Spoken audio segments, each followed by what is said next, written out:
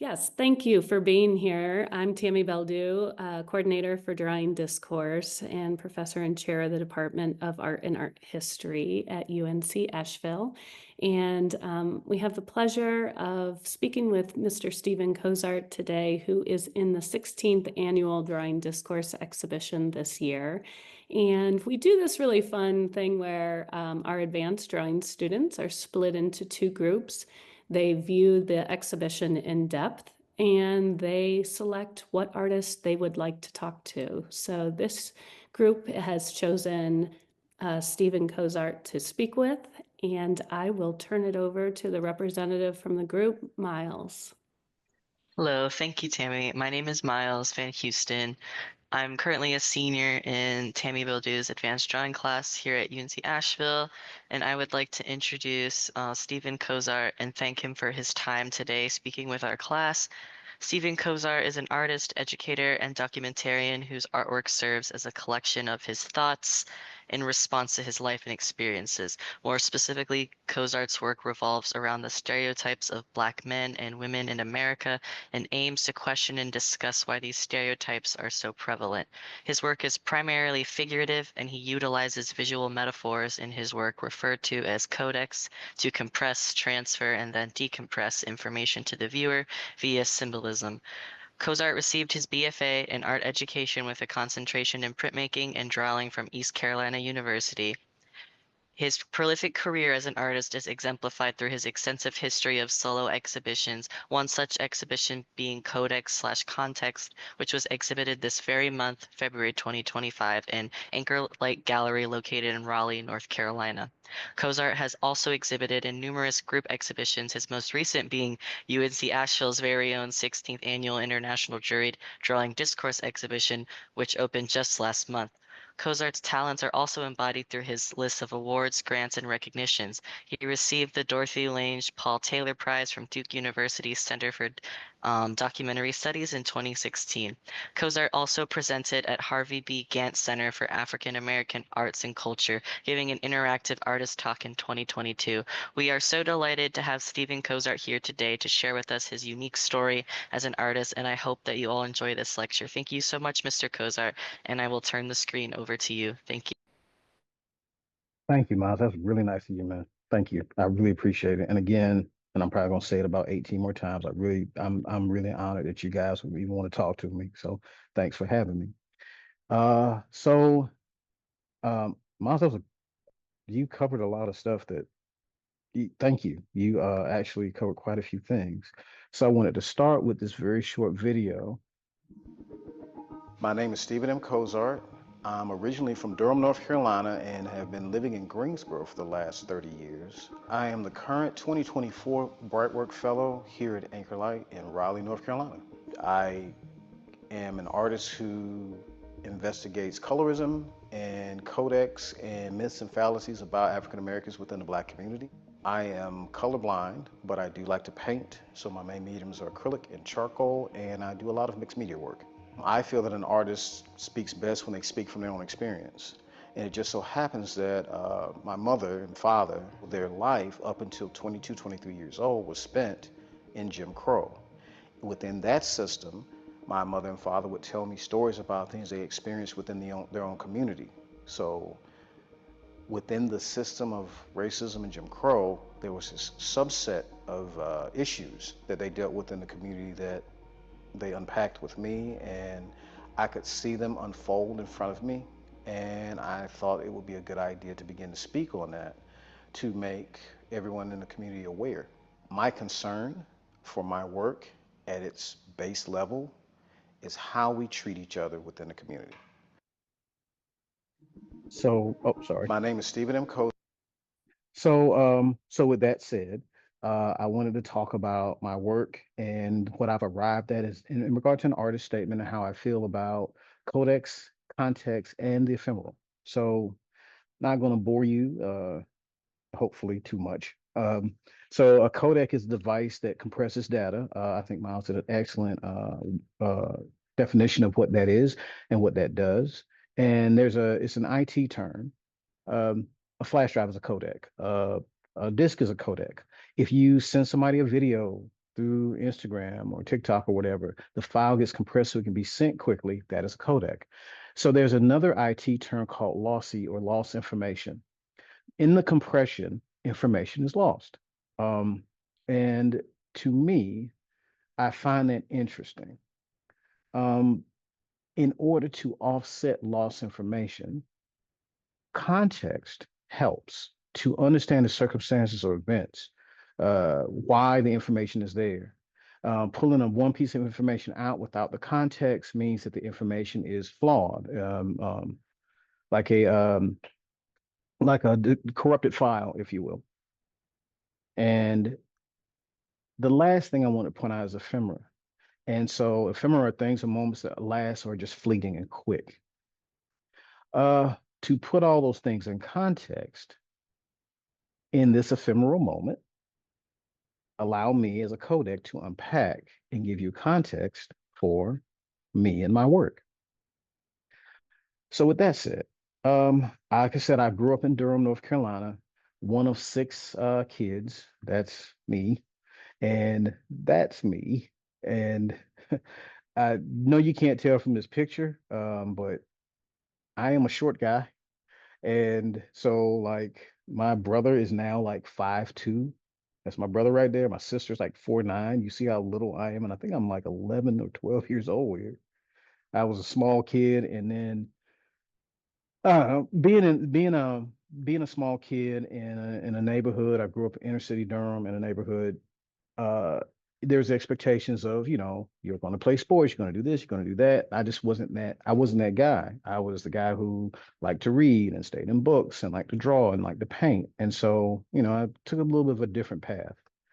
Um, my family's all here. I'm one of six. I'm actually the youngest son. My sister over here is the youngest. My mom, my dad, my sister, my brothers.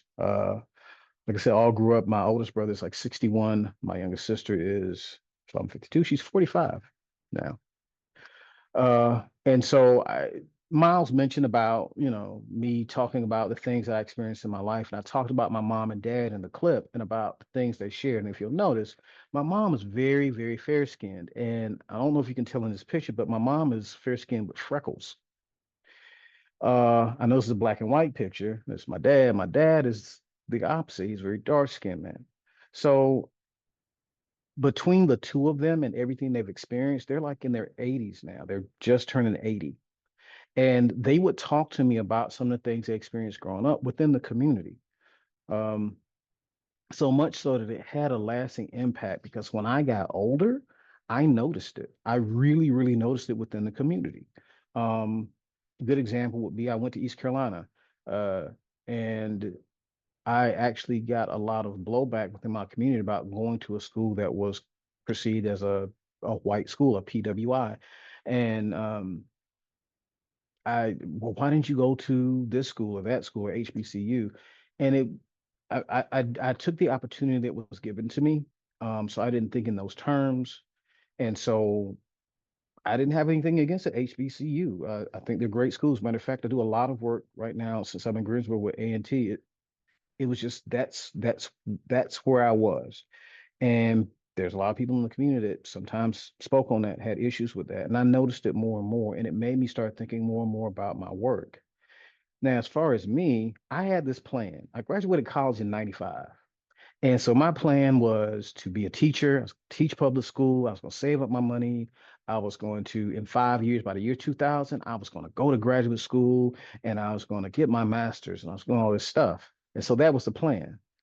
Well, they say that man makes plans and God laughs. So here's what happened to the plan. 5 years later, I met my wife, had my daughter, bought a house. So by 2000, I had a family and a daughter and a mortgage. And so I was like, so maybe that idea of going to graduate school and getting my MFA, that probably needs to be a dream deferred.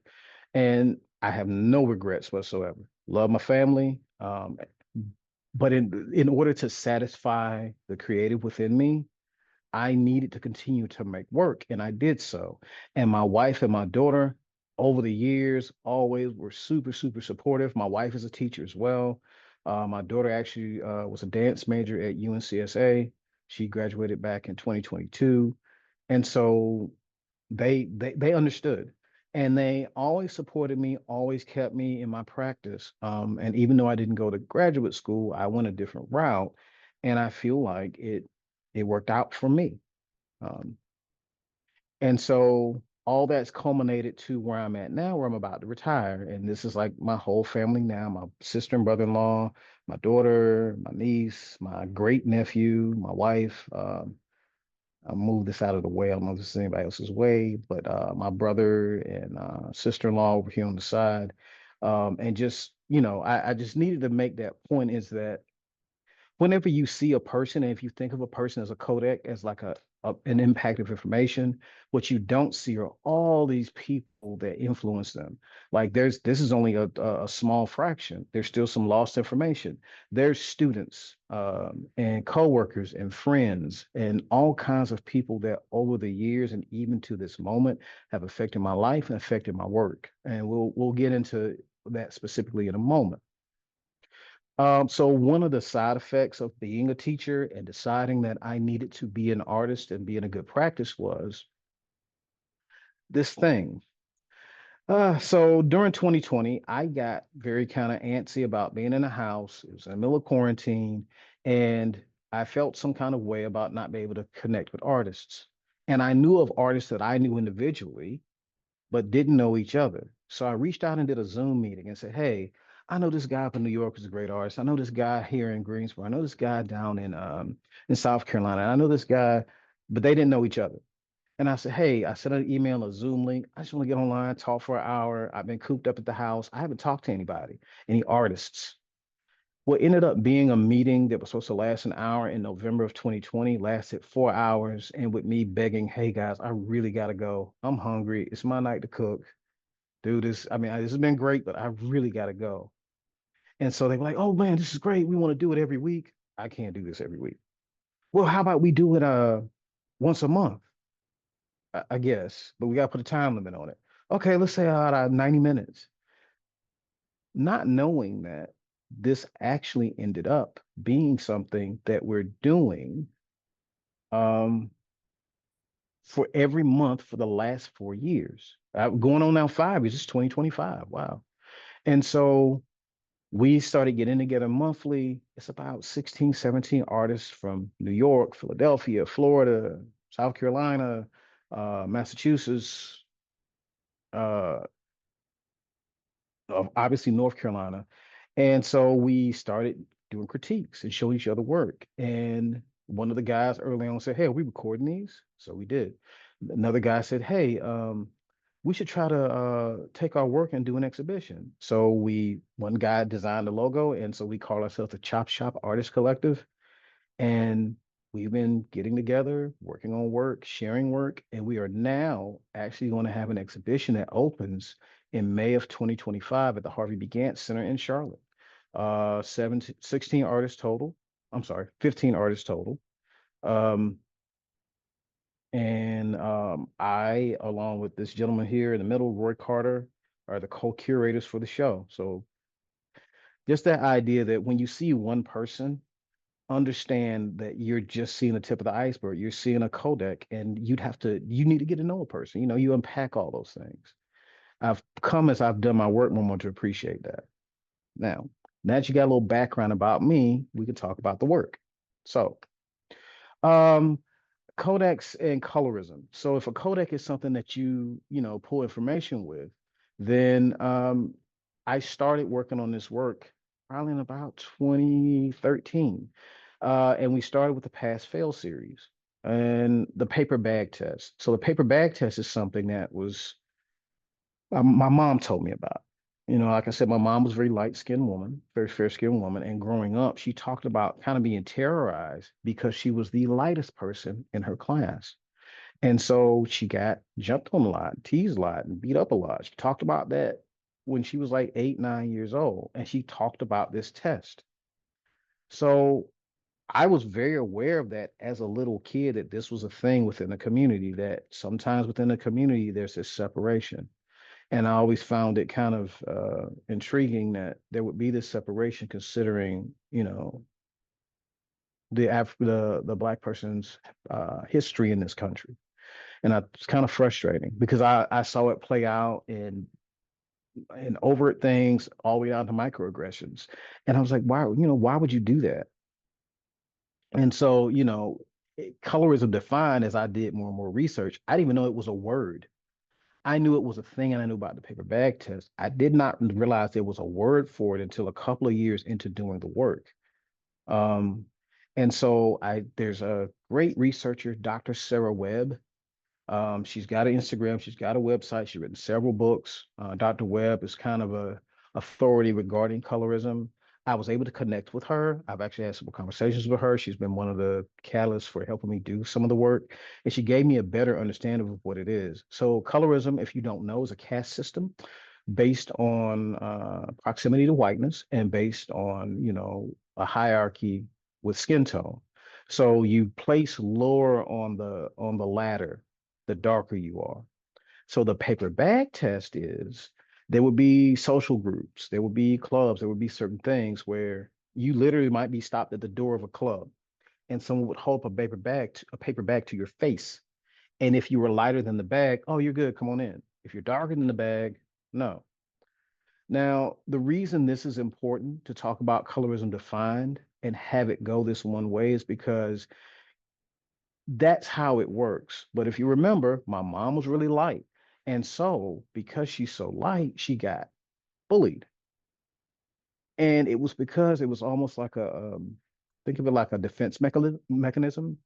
A lot of her peers thought that she was going to be rude to them, treat them less than simply because of she was lighter and she wasn't raised that way. So it was all kind of foreign to her for a while before she really got it. So I always interview and make images of family members, students, and friends. Something about that for me, something about getting to know them, that motivates me more than just picking some random model. I have to have some relationship with the person that I draw or paint. And this is my dad. My dad actually was the first person I asked, and he first person to volunteer to be let me use him for reference material. That's mom. And I've got like a series of about 10 or 12 of these paintings, and they started off super small because at the same time, I'm also struggling with my color blindness. I really didn't get serious about painting until I started doing these. I teach painting all the time, and a student challenged me when she figured out that I was colorblind. She's like, "Well, where are your paintings?" And I said, "Well, the colorblind issue." She was like, "Well, if it was us, you'd tell us that, we'd have to work on that challenge." And I don't think she thought I took what she said seriously. That was the summer of 2011. I went home that summer. I painted every day.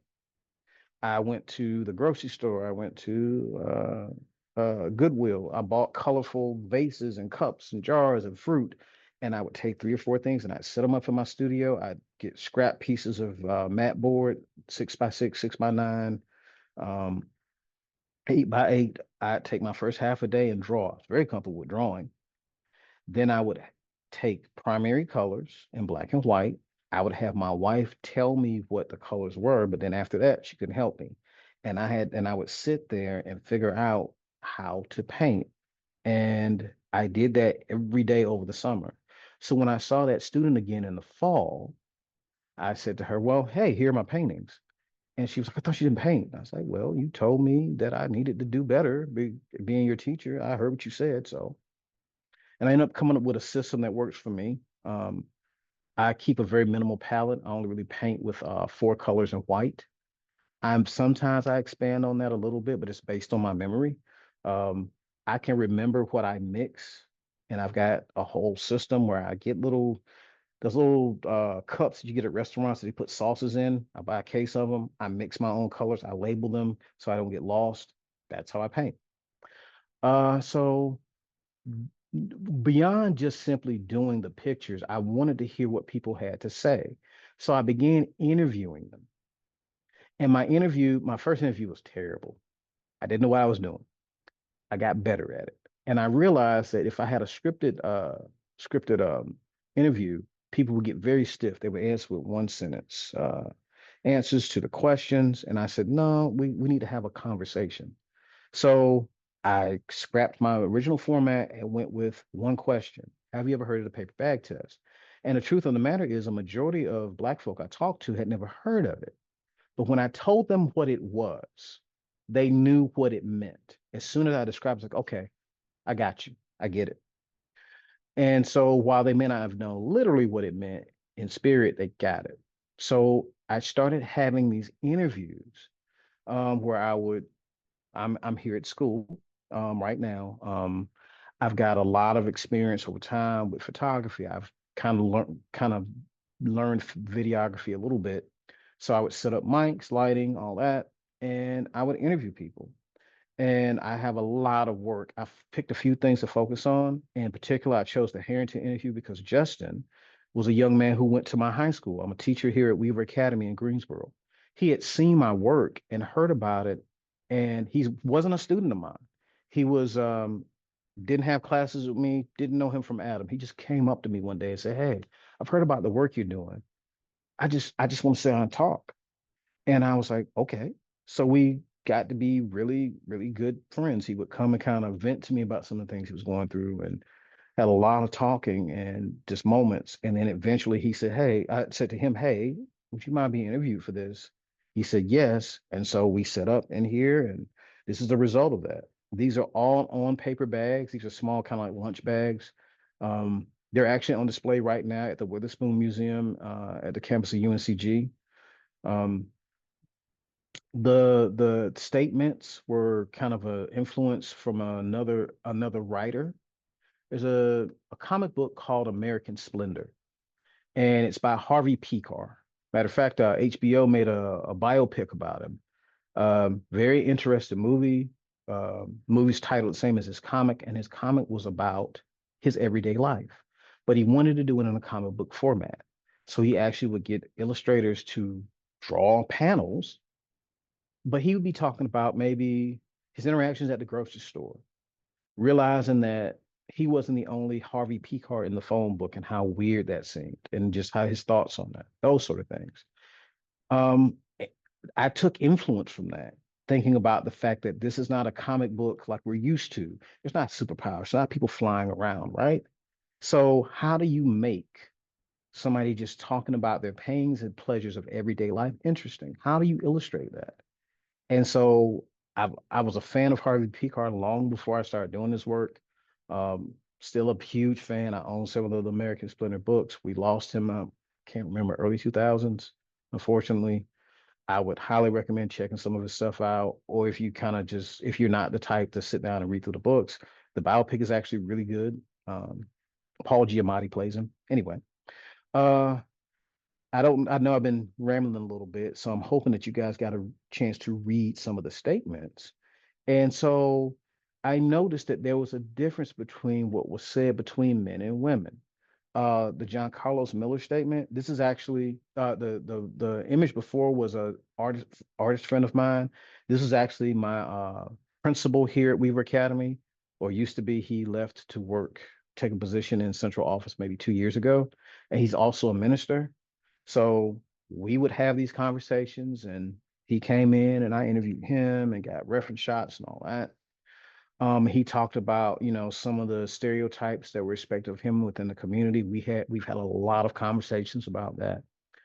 And then this was also me thinking about, hey, I want these to be bigger. So this was like the first prototype where I made a bigger bag. Um, these are actually for lawn care. They fold out to be like 3.5 feet tall, and you put your leaves in them, and they're made to hold wet stuff, but they're designed to decompose over time. So I actually will treat them for to make them archival with deacidification spray, and then I'll draw on them. And the one before that you saw were actually painted on it. Um, this is probably the most visceral interview I had with my mom. My mom had been telling me these stories, but this in particular, this was just like a very kind of just a raw moment. Um, I remember when I interviewed her, even I was kind of like, man, um, where she talks about, being beat up when she was 8, 9 years old and being told she was a teacher's pet. Sorry. Um, and how she was called derogatory things, that sort of thing. Um, Sometimes, oftentimes, I actually keep the video recordings and I have edited those videos and I'll display them from time to time along with the actual work.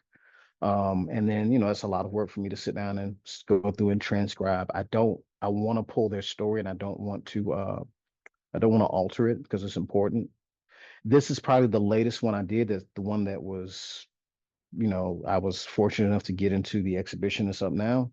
And this is Derek Taborn. He's actually right next door. He volunteered to watch my class so I could do this. We've been good friends now for some years. Brilliant man. Has his several degrees, has worked for MIT, apparently is a couple of classes away from having his doctorate, engineer, one of the best teachers I've ever seen. But he talked about how being a darker skinned male, he's always feeling like he had to prove himself and even, being called names, that sort of thing. But he's the smartest guy I know. He really is. Um, so as far as these bags, I've been doing them now for 10, 11 years and there's a lot of them. At last count, I think I had gotten up to 50 or 60 different sizes, different iterations. And I always thought, oh, I'm going to do this and there's going to be an end date. And I'm realizing that this is something I'll do other work, obviously, but this is something I feel like I always need to kind of come back to. Uh, This is another one that was done at the same time. This is Dara Baldwin. She's actually the curator for Durham Art Guild in Durham, North Carolina. I met her because I was the first exhibition that they had post COVID. And so I had to drive my work down there. We were masked up, it was still quarantined, masked up, gloved up, whatever. Took the work down there. She was by herself hanging my show. I, brought it in, helped. We got to know each other. And she talked about how she identified with the work and she allowed me to um, take photos and record and, make a statement. And so it's funny to me how, like I said, the first piece you saw, the earliest piece was the one of Justin. The last piece are these two that you see in the show, and there's 11 years span, and people are still having these statements. So I think that speaks on the aspect of colorism and how it affects things. This was the exhibition that Miles mentioned earlier at Duke University for the Lang Taylor Prize. These were former classmates who heard about it. They went to high school with me, still in Durham, and came out to support me. This guy, good buddy of mine, we've been friends since sixth grade. John Harrell, he was my he was another art major and my college roommate the whole time we were at ECU. We're still good friends to this day. The guy up here is Kurt Gill. He's featured in a few of my pieces. Very good friend, retired teacher, good mentor. Matter of fact, he's the one who talked me into pursuing this as a subject for work. We had talked about it at length. And so I mentioned this before, and I think I got away from the subject. Here's the thing. Black men talked about very specific things. They talked about their manhood and I was challenged. They talked about their roles. And so I noticed that there were these offshoots. Anytime I talked to men, at some point in the interview, with every single man, that came up. With every single woman that I spoke to and did an interview, during the interview, hair came up, which I found very interesting. So I actually had offshoots of that work to start talking about that. So as far as the Black male, this is probably the earliest piece that I had about some of the divides in terms of age or generation or whatever. These are actually both self-portraits of me that I had my students help me with to take photos. The guy on the right is how I usually dressed for work with a tie and all that. And so remember when I went and did this, I said, okay, guys, thanks for helping me take these pictures. I'm gonna go in the bathroom and change, and you can help me take the other side. The kids got a kick out of seeing their 40-some-year-old teacher dressed like this. But this is kind of the first, this was early on during those conversations where I was thinking about what I wanted to say. Um, and that led to these other pieces. So this was another kind of this was a second piece that was done maybe a year after Transcendental. It's some years old now, but it was just thinking about black males. And so transcendental numbers in algebra are numbers that do not have a solution. That's why it's titled that. If you'll notice, this is pi on the Snellen on this little vision chart, Snellen chart. Pi is a transcendental number. It's like you don't know how to solve the problem. The vision charts are about, what do you see when you see black males? And because of some of the issues that black males face and some of the stereotypes, that's what's up with the Iron Man mask, but he's not. Uh, he no other armor. And usually, if you follow Marvel, seen the movies, the eyes light up. These eyes don't. I feel like in order the way the things I've seen happen out here in the community, we all had um unfortunately a ringside seat to the unfortunate incidents with George Floyd. In my mind, you can't see a person if you hear someone asking for their life and you ignore that. That's that just weighs a lot on me. Uh, so that led to an idea about, black males and how we feel. So this was kind of a prototype for a series of pieces that I started. This started later, around 2019. This is actually a pawn in the game is actually a self-portrait um, on a actual wooden chessboard, 12 by 12. The little pieces are actually pieces that I cast in resin. One of the things that I found as I've been doing work is that more and more I'm getting out of this traditional idea of a drawing is on a flat surface, a painting is done this way. I'm beginning to kind of expand in the third dimension along the z-axis, because I think it's important. Um, that led to me doing bigger pieces on in the game targeted, and this is actually my nephew Danny, good guy, late 20s, wife, couple of kids. And it's kind of funny talking to him. He goes, it's weird to see the ephemeral moments with him where in one moment he's just joyous and happy. And then in the next moment, you can literally see the weight of the world on his shoulders about thinking about his family, thinking about taking care of his kids, thinking about everything he has to do. So he kind of goes back and forth between those things. And then dealing with all that in the midst of being a black male and everything that we see. This is larger. As I began to work more, I began to work larger. So this is a 20 by 20. This is on another chessboard, obviously. That's not a drawn chessboard. It's actually one that's been attached to a piece of wood that I've layered and painted on and drawn on, that sort of thing. And that has led to me evolving to these. This is recent. This is in my exhibition at Anchorlight.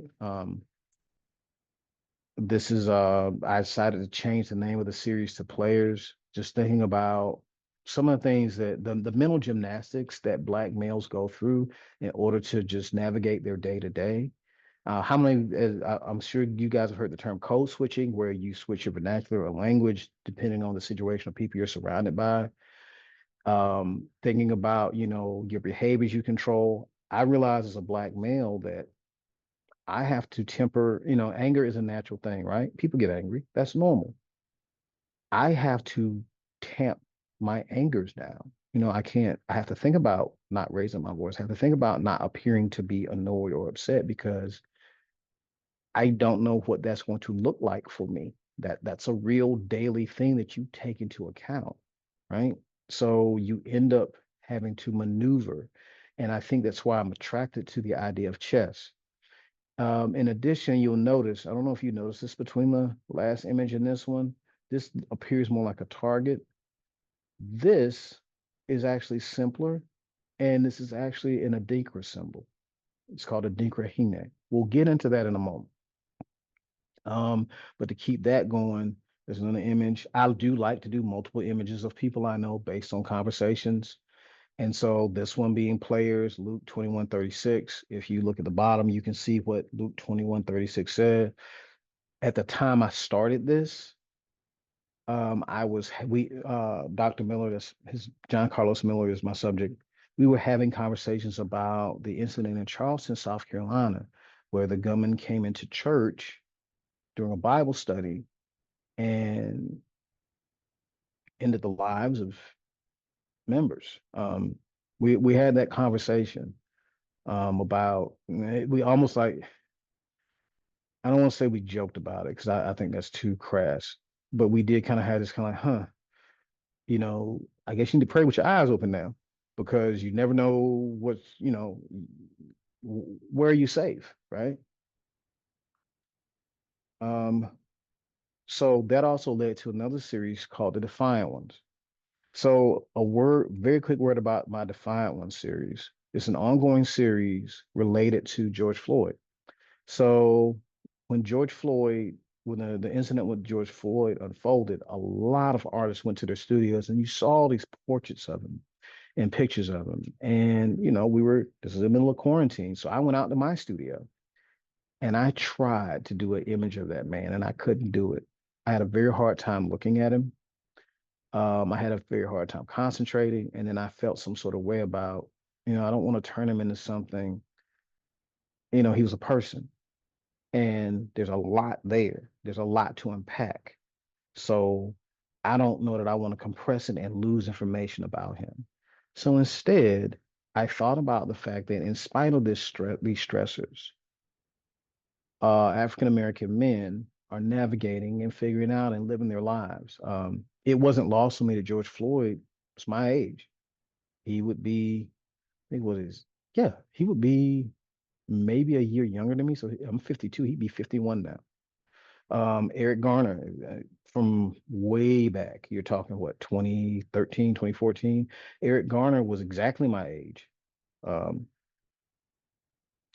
I just kept seeing these stories of men that looked like me and that were my age, and circumstances being what they are no longer with us. And that was something to look at. So I thought about being defiant, in spite of the dangers, in spite of, your day to day surviving. And you'll notice I tend to like to use the Snellen chart because I want to challenge, notions about what you see when you see a black male.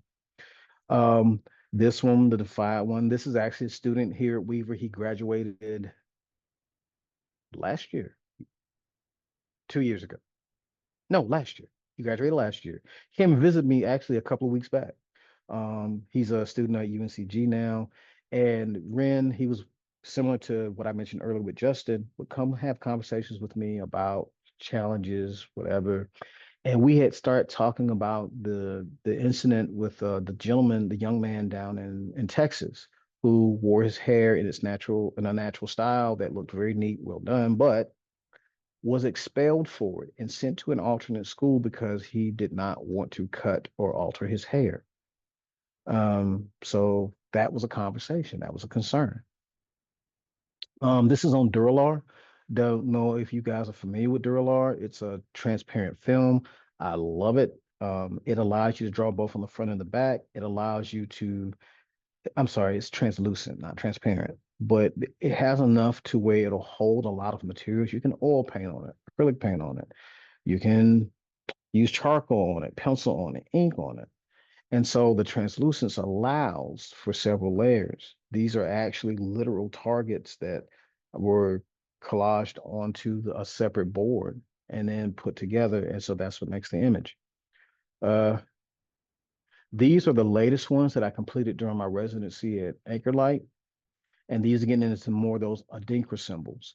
So anytime I dealt with codex, it always seemed like I was talking about this negative thing. Paper bags are negative. Skin tone is a codec, it's negative. I was thinking about this concept of a codec. We hear some fancy tech word and we always think, oh, this is the latest technology. But the truth is, this technology has existed for hundreds of years. And the idea of having something that compresses information that you unpack. And so during my residency, an artist introduced me to these symbols. They're called Adinkra symbols. They're like 60 some symbols from Ghana. And so, from what I understand, originally they were displayed during funerals, right? People would take cloth and they would put all these different symbols on them. If a person passed away, the funeral may not be for in upwards of a year later because they were preparing all these symbols and every symbol meant something. and also had duality in meaning. There will be positive and negatives per symbol, most of them, right? So you take this cloth and you print all these different symbols on them, and then during the celebration of that person's life, you get an entire story about exactly who they were by unpacking these symbols. That seemed more positive to me than just focusing on colorism or texturism, which is preference based on hair texture. So this one behind him is called Dame Dame. It means intelligence, ingenuity, insight, and I couldn't think of a better person. Like I said, he's a smart guy, engineer, MIT, the whole nine. I did this one as a almost like a alternate, and then there's s- a lot of preferences or choices that are made thinking about like circumstances. So this one is supposed to be a nod to somebody who's more streetwise. And, somebody who's streetwise may be just as intelligent, if not more intelligent, as somebody who's more, for lack of a better term, book smart, right? Understanding like nuances, being very smart with numbers or anything else. So this was kind of like a nod to that. Same symbol, different idea. Word about how it's done. The charcoal drawing. Then on the back, I added paint and ink. So that's how you get the color, all the colors on the back. Highlights are done on the front with a little bit of pastel. This color here is just where I tinted clear gesso. So we'll have a ground and a tooth and to kind of give it some unity. And the shapes are actually laser cutouts. They're on a separate piece. They're laser cutouts of wood. Now you can't tell obviously in this picture, but like they're designed to have some dimensionality because there's several layers. So I mentioned men. Now I want to talk about women real quick. So again, when I interview women, hair came up every single time. And I actually have wanted to do pieces about hair for years. But for obvious reasons, I had trepidations. One, I have no hair. I see Miles is laughing at me. And two, because this was something presented to me by women, I didn't want to, I didn't want to be presumptuous. We live in a time where people are speaking for other people or marginalizing. I didn't want to be that guy, right? So even though I wanted to I've been thinking about, had sketches for pieces about hair for years. It hasn't been until the last 2 or 3 years that I've actually tried to make work. All the way back in 2009 is when I really started thinking about it. Because my wife decided to wear her hair naturally. And so the short version of that story is she did it. She had her hair chemicals like permanent hair. You let that grow out. You cut the hair for the healthy hair, then you let that grow out. She decided to do it. She asked me what I thought. I was like, hey, it's your head. I need you to be happy. Long story short, she got it cut. And I remember the day she got it cut, she didn't come home for hours. I thought she was running errands, hanging out. She got home and said she was scared to see what I thought. I'm like, dude, I no, this is you. This is who you are. Know that I'm okay with that.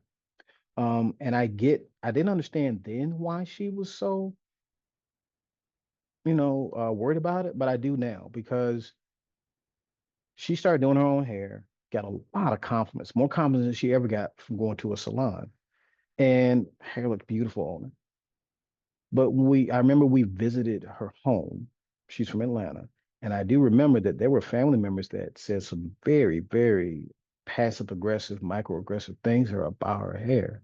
I was like, I get it. I see why you were nervous. Anyway, with that thought, this is one of the paintings I created. This is a former student, Autumn. Uh, yes, Autumn. Um, the crown of thorns, the idea that, and I've heard women say this, that their hair is their crown. But then thinking about the symbolism of what a crown of thorns is and how you have to wear that weight for African American women, that's kind of heavy to think about. You get it's kind of thing where you're damned if you do, damned if you don't, right? So women who wear it decide to treat their hair, it's their head. If they treat it, chemical, alter, dye it, shave it, that's they have say in that. But for obvious reasons, some people feel like they can control women's bodies. But whatever they decide, there's always somebody who has something to say about it. Someone wears their hair natural. Oh, why are you doing that? That just looks ridiculous. It looks nappy headed. Somebody decides to put chemicals in their hair and straighten it. Oh, well, you're trying to have a proximity to whiteness. Somebody decides to shave their head. What'd you do that for? That looks ridiculous. That looks butch. There's you dye your hair. Somebody always has something to say. So it seems like there's a lot of weight placed on this one thing that at the end of the day should be that person's choice. And so I took a deep dive into that. This is a image of my daughter called The Divide. This is her in high school, and this was the beginning of a series where she had grown her hair super, super long. She was in dance. She came home. She's like, I think I'm gonna cut it short. I'm tired of having to put it up. She cuts it short. Everybody loves it. She has a boyfriend at the time. The gentleman she was dating at the time, he loved it. They went to her boyfriend's house to visit, and his mom was very passive aggressive. Why'd you do that? Oh my gosh, what for? And my daughter was very respectful, but was like, "Ma'am, my this is my body. This is what I wanted to do. I'm not sure why you have an issue with it." And the conversation ended with the woman saying, "Oh, well, that's okay. You're pretty anyway." And that was years ago, and I'm still mad about it. Anyway, that led to another series of like these divide series where I was thinking about that. And I switched from scissors to pencils. The scissors were about her cutting her hair, but the pencils are different.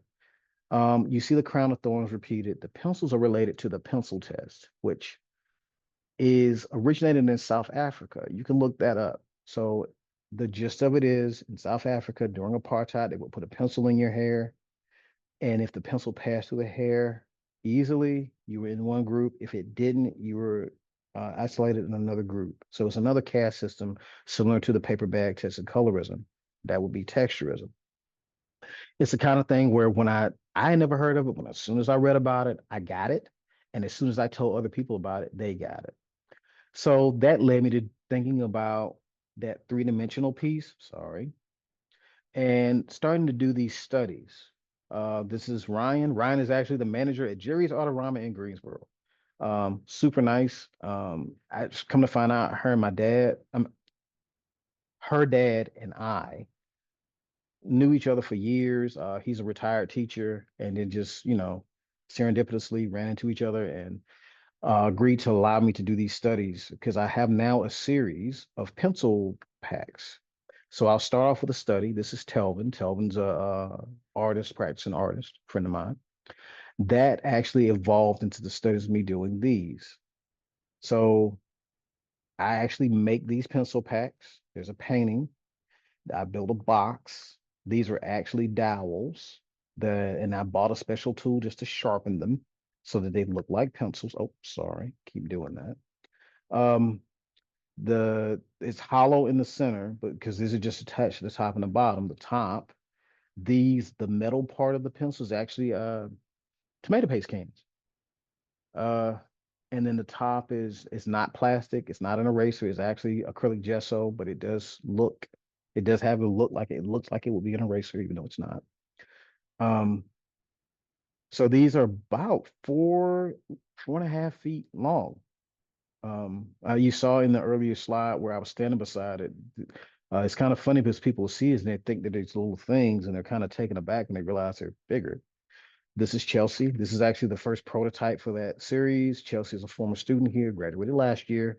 Another one of those students that met me freshman, sophomore year, and just would come and talk to me about just issues of life, especially related to this. A lot of the students here, African American students, when they found out the work I did, they felt like I was a safe person to come and talk to.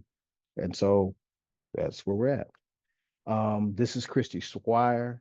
She's actually a counselor here, a former counselor. She left last year.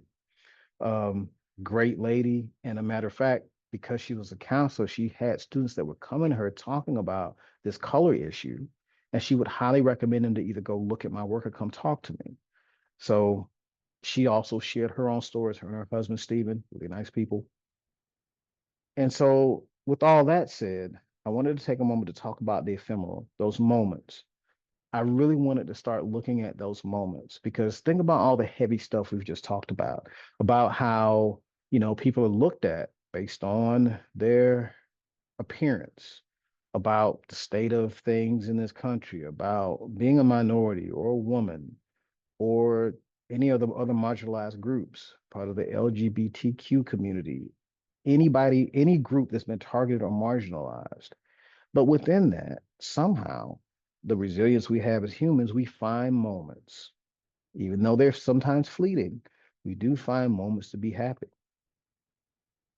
So that's what the ephemeral was about. Now, I know he doesn't look happy. However, this was kind of the beginning of that series where I was thinking about transitioning from, oh, we're going to focus on colorism, we're going to focus on textures, we're going to focus on, how, black men are being used as pawns and all this stuff. I was like, I just want to talk about more positive things. Clarence Hayward is an artist, fellow artist who was at Anchorlight during my residency there. You should look up his paintings. I think you really like them. He actually has an exhibition right now at Richard Beavis Gallery in New York that is making some major waves. I've seen several news articles about it. And is also a good friend, part of my artist collective. Was kind of my buddy over the summer while I was at my residency, and good guy, wife, couple kids. And so he was the first person to volunteer to kind of model for this. And these symbols, this is called the Asono Anantam. And it basically is supposed to represent an elephant's footprint. It's about making your mark in the world. So this was a statement about the fact that he was an artist. And this other symbol that's almost like a curled, like little snake is actually supposed to be like a horn. It's called an akobin. And it's just like, a person who makes a call, a battle cry, whatever. So, as an artist, making his mark and making a cry to bring attention to some of the issues that he discusses in his work. Uh, and then that's my nephew again. This was in progress. I do not have a shot of it with the symbols. The high one high symbol is something that literally translates to burn, you won't burn. It talks about resilience. And I think about that when I think about my nephew and holding down a couple of jobs and having a couple of kids and holding the wife down and taking care of everything he's doing, like just the positive aspect of him. Um, that kind of evolved to these. This is a painting of my wife. Uh, hmm. And it is not a finished version. I apologize for that. In the finished version, there are symbols over her head. I don't know how I apologize for that. I don't know how I got this shot. Anyway, uh, it's called the light, but there's a symbol here in the original image and called a duafe. It looks like a little comb, and it's about femininity and beauty and a tidy appearance. That's what it means. The Adinkra symbol means, and so just that idea of I wanted to capture this picture for her, for me, for her. She hates taking pictures. I literally snuck a picture of her in my studio when she was at home, and that's how I got the reference for it. So she was a little surprised when she saw the drawing, um, the original drawing, and then of course eventually the painting. Um, and just to keep that energy going, this is my daughter. The reference from this literally comes from the day of her prom, uh, in high school. So you'll notice what looks like a little bug at the top. It's called the fafanto. It's actually supposed to symbolize a butterfly, and it means fragility, care for the environment, gentleness, and that describes my kid like you wouldn't believe.